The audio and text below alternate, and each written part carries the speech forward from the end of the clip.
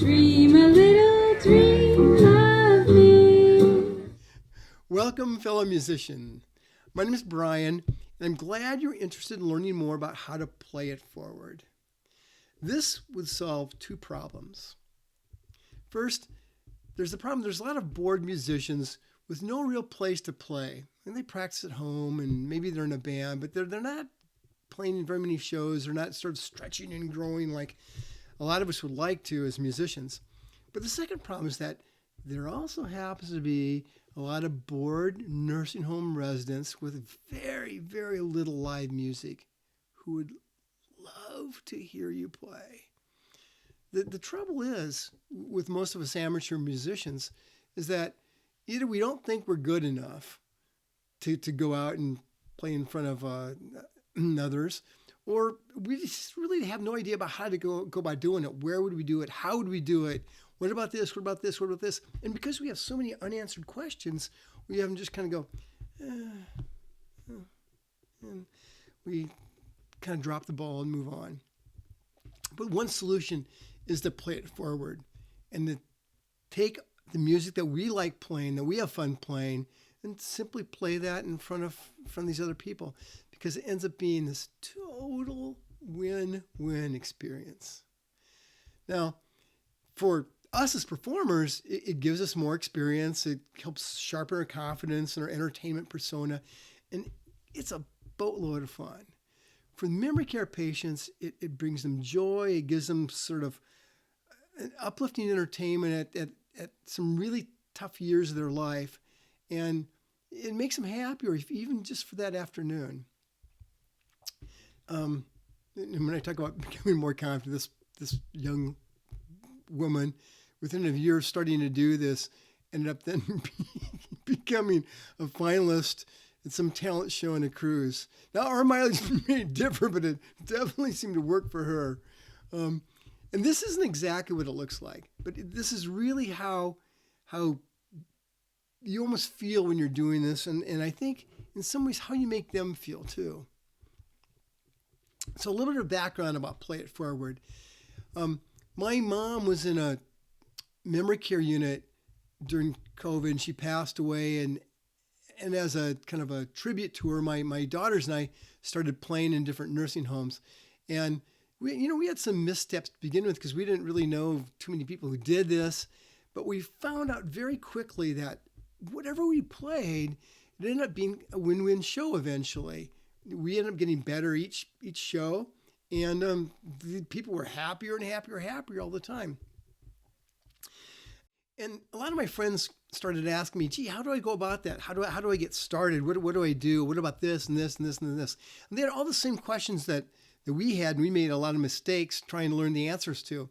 So what we did was my daughters and I would start doing, every 3 months we'd do a free workshop that we called Rock the Nursing Home, which was to teach people how they could go into these nursing homes, what set list to come up with, how to perform, what to expect, what to say between songs, just to really make it easy for people so they didn't make all the same silly mistakes that we made. And what we'd basically do is we'd kind of share tips, which means mainly talk about the things we messed up on.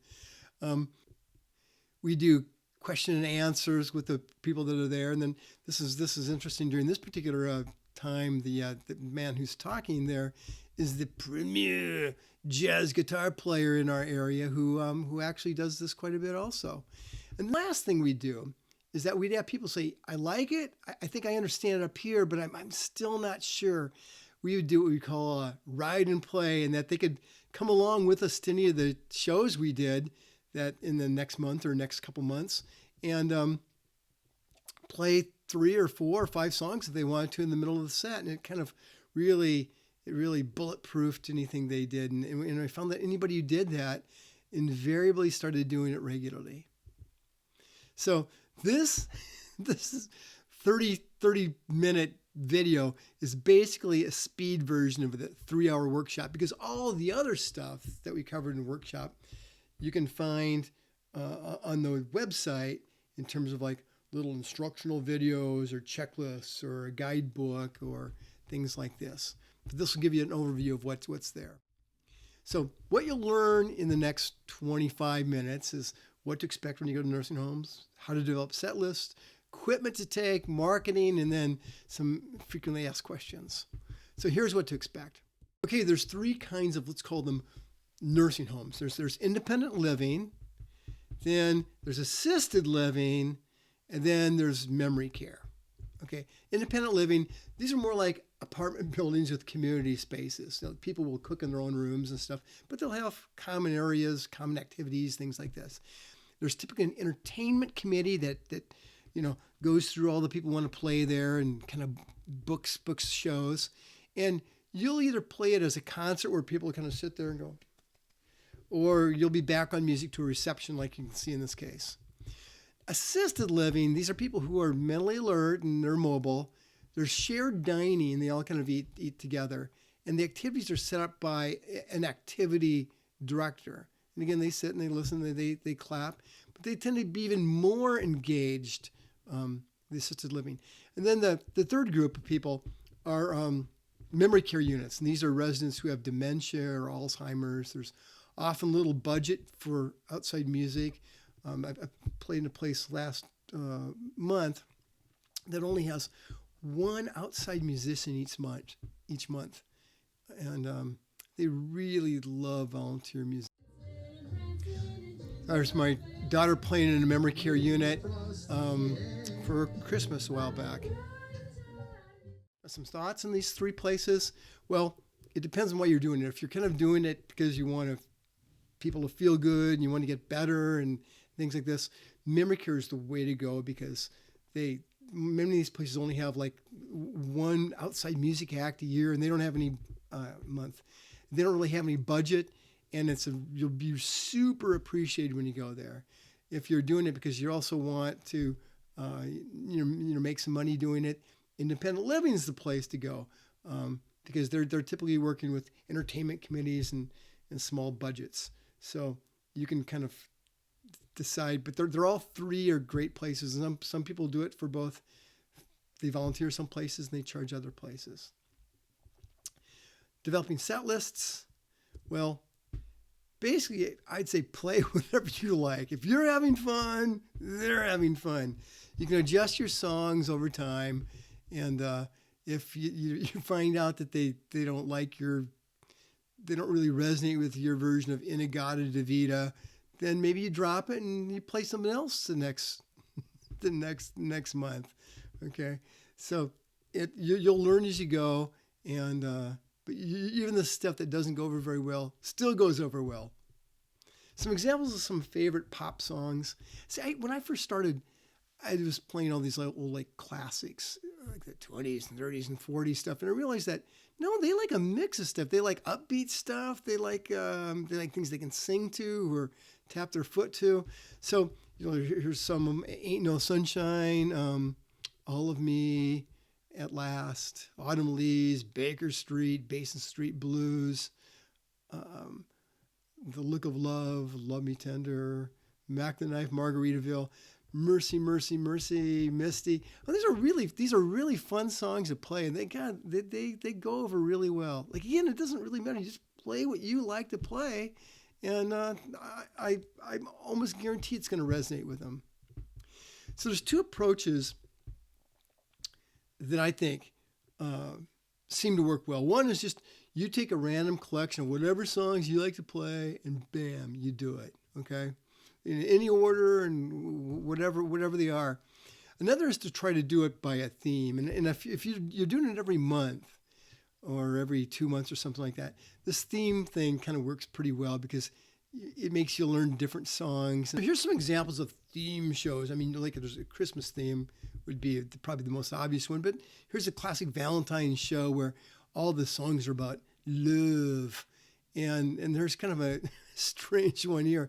It's a Night Train to Memory Lane, where about the third or half the songs are all about trains. It'd be like either mention a train in the song, like Midnight Train to Georgia, or Night Train, or Chattanooga Choo Choo, or they're about traveling by train.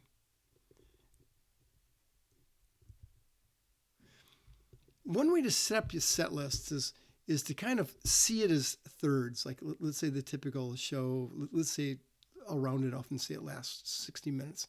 To kind of say, well, there's like 3 20-minute periods of 4 or 5 songs each. That maybe the first 20-minute period, it's just the way I set some of my things up is the first set is really, these first 4 or 5 songs will be the really super engaging, upbeat things to kind of get the blood flowing. Then the next middle part of the show will be stuff that's either sentimental or it's interactive, or it's kind of, that would be if there's like a weird novelty song or something, that's where I might put that, like Sweet Caroline when they go, dun, dun, dun, things like that. And then the last third would just be the emotional, memorable finale. I tend to end with every show with Unforgettable and What a Wonderful World. Equipment, well, you can start off really basic, no amplification, no backing tracks, no lighting. Most places, they only have like 10 to 20 people there, so it's not as if you're Kiss and you're playing for a stadium. And what you can do is, there's 3 ways you can perform. You can either perform to backing tracks. You can perform to an accompaniment, which might be like, it might be a guitar player, it might be a piano player, it might be a singer, vocalist, or you can just play acoustically, which is by yourself. The thing is, like when I got started, I was very mediocre as a saxophone player and even more mediocre as a singer. And it's really, really hard to do an acoustic show if you're not very good. And I found it's almost works better for 75% of the songs I play is to play the backing track. They're pretty much foolproof. You can buy them. They're only like about $3, and they're really, really high quality stuff. You'd be kind of surprised at how good they've gotten. Here's a couple places where I get mine. And as far as equipment goes, if you're playing in a small place, you're not going to need really any equipment at all. If you're playing in like a bigger room, you'll probably need a portable speaker. Like I use a 120 watt amp from Cool Music. It's like probably costs maybe about $270, but you can go all the way up to like 4 times that with the rig you see here in the photo with a Bose L1 Pro 8.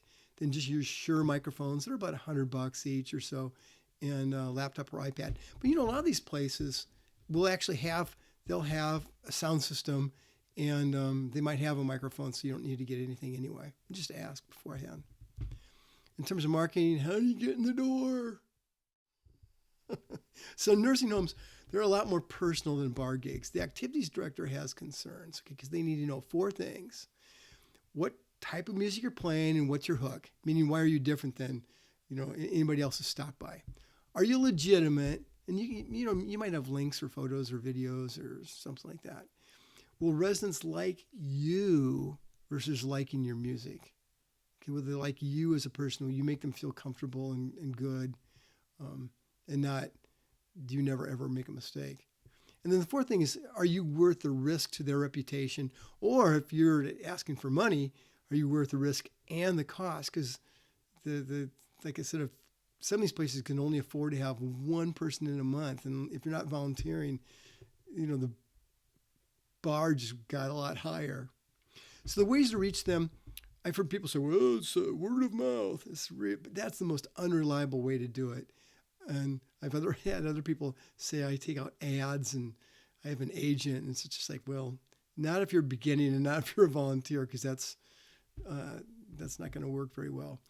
Now, letters and calls, a lot of people like to do that because they think it's efficient, but I've never heard of anybody who's really gotten over about a 10% response from letters and calls, because again, these activity directors, they've got tons of concerns.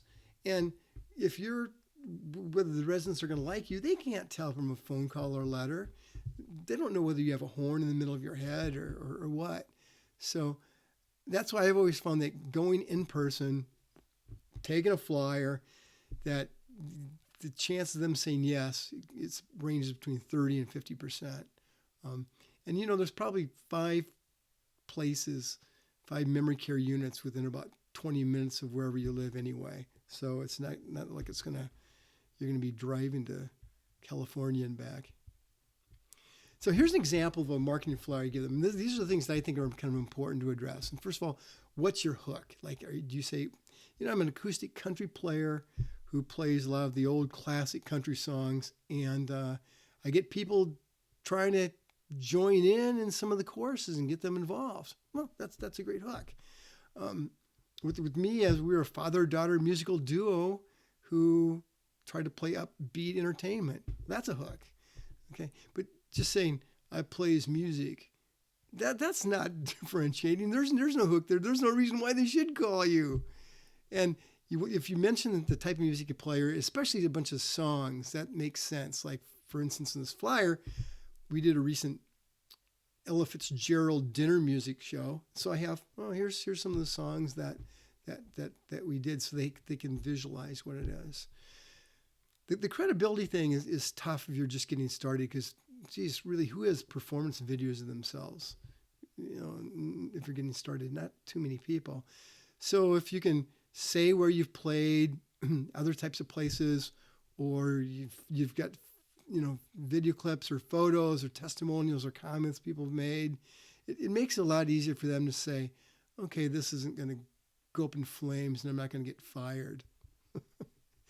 If you insist on sending an email, this is one that's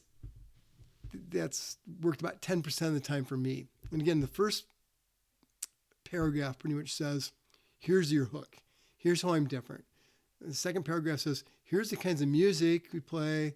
And the third is, here's why you can trust that,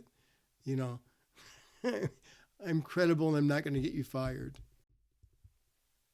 Frequently asked questions. Why should I do this? Well, first, you'll get better. It's a heck of a lot more fun than playing alone. And you'll have some of your most meaningful shows. And, the nice thing about saying, oh my gosh, I'm going to be giving a performance on the 25th of this month, and I don't have all these songs figured out, is that first of all, you get really motivated to practice, and you get a lot better in stretching yourself to do some new stuff. How long should you play? Basically 45 to 60 minutes, about 15 songs. What should I play? It's really almost anything you want, because the more fun you have, the more fun they're going to have. In particular, they do like standards and Sinatra, classic country, folk songs, show tunes, early 60s stuff like Elvis and patriotic music. What equipment do you take? If it's a small room, just take your instrument. If it's a bigger room, a small PA speaker or a mic, they might have them in-house. And take your backing tracks or karaoke tracks on an iPad and just play it wirelessly. Is it depressing? People ask this a lot. Yeah, really, tons. No, it's mostly really joyful. You're making them really happy. They're really happy to see you. They've had one other person there that month, so it's like, wow, this is great. And it's actually happier than playing at most bars and stuff too, because the people that are there, they're there to listen to you. They're attentive. They're focused on you. They're not trying to pick each other up and stuff like that. And your impact is immediate and it's visible. You can see it right on their faces. And when the thing's over and you're talking to them, you really hear how grateful they are for you to be there. You don't get that much at bars. And when you drive home, you are grateful and inspired. How do you contact them? Again, do it in person. You can Google memory care, assisted living. You'll find some places. Go there, meet the activities director, and give them a flyer or a card. And that way they know you, they see you, and you'll also know if you feel comfortable there and if it's a fit. Will they get paid? Well, some musicians do, and some volunteer. Some of the independent living places have budgets like $100 to $300. But Most nonprofit memory care units don't have anywhere near this sort of a budget, but they are incredibly meaningful places just to volunteer at. Incredibly meaningful. It's valuable beyond what you'd imagine. Again, this isn't how it looks, but it is how you can both make them feel and how you feel. So we'll help you take the first step in any way we can. This website, PlayitForward.music, there's little instructional videos, there's a guide, there's checklists, there's templates, and there's how-to sheets on a bunch of the different sort of aspects that we talked about. Then there's a Facebook group, PlayitForward, again, .music, which is more of a community where people can share their victories or brainstorm and ask for advice and answers, funny stuff there and cool stuff like that. There's never a time I drive home when I'm not smiling and feeling like the luckiest guy in the world, he said.